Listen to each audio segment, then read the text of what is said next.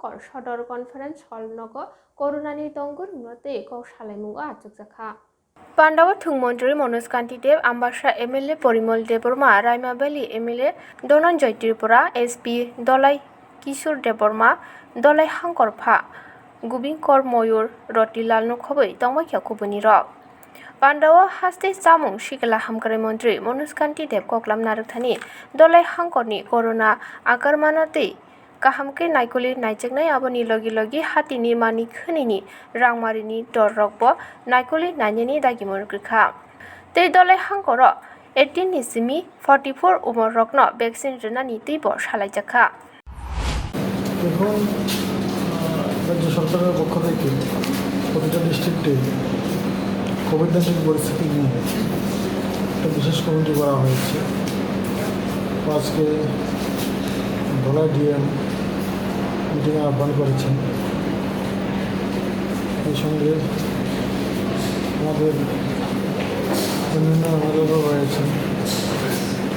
তো মূল উদ্দেশ্য কোভিড-19 পরিস্থিতিতে মানুষকে কীভাবে সাহায্য সহযোগিতা করা যায় এবং আমাদের কোভিড কেয়ার সেন্টারগুলি যেগুলি রয়েছে এগুলি কীরকম চলছে, হাসপাতালগুলি যেগুলি রয়েছে সেগুলি কীরকম চলছে,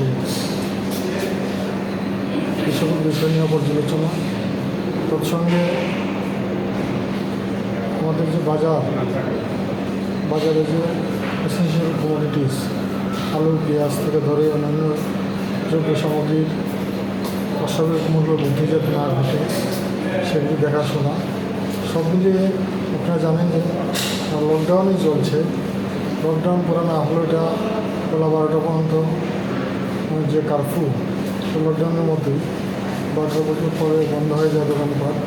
এই অবস্থায় সাধারণ মানুষ অনেকটা অসুবিধার সম্মুখীন হতে হচ্ছে রাজ্যগুলিতে।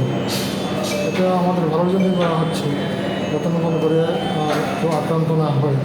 এবং প্রতিদিন 2700 লোক আক্রান্ত হচ্ছে এবং ডেথ রেটটাও এবার কিন্তু বেশি, 5-7 জন 9 জন 8 জন 10 জন প্রতিদিন মারা যাচ্ছে।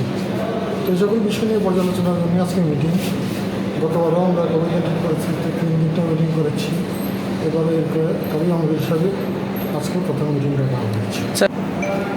আজকে মিটিং আলোচনা হবে খুব শীঘ্রই যাতে চালু হয়। ভ্যাকসিন এসে গেছে এবং খুব শীঘ্রই সেটা চালু হবে। সার্বিক পরিস্থিতি কেমন ধলাই জেলা? ধলাই জেলা তো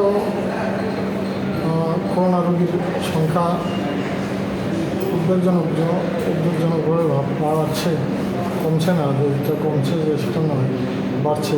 সেটা যদি না বাড়ে সেই জন্য সচেতনমূলক মাস্ক, স্যানিটাইজার, সামাজিক দূরত্ব মেনটেন করা, তো সবাই ঘরে থাকা ও প্রয়োজনে ঘর থেকে বাহির না হওয়া, এটা ধলাইবাসীর কাছে আমি আহ্বান করছি।